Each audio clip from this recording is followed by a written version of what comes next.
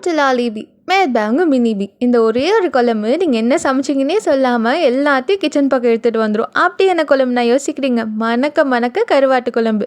இந்த ப்ரோட்டீன் ஷேக்லாம் குடிச்சிட்டு இருந்தீங்கன்னா தூக்கி ஓரமாக வச்சுட்டு வாரத்தில் ஒரு வாட்டியாச்சும் இதை ட்ரை பண்ணி பாருங்கள். மெயினாக களி சுட சுட சாப்பாடு கூட சாப்பிட்டிங்கன்னா அல்டி காம்போ ட்ரை ஃபிஷ் கறி எப்படி பண்ணுறதுன்னு பார்த்துடலாமா? கட்லரியில் கட் பண்ணி லிட்டரில் குக்கா மாதிரி கிக்கா ரெசிபி பண்ணிடலாமா?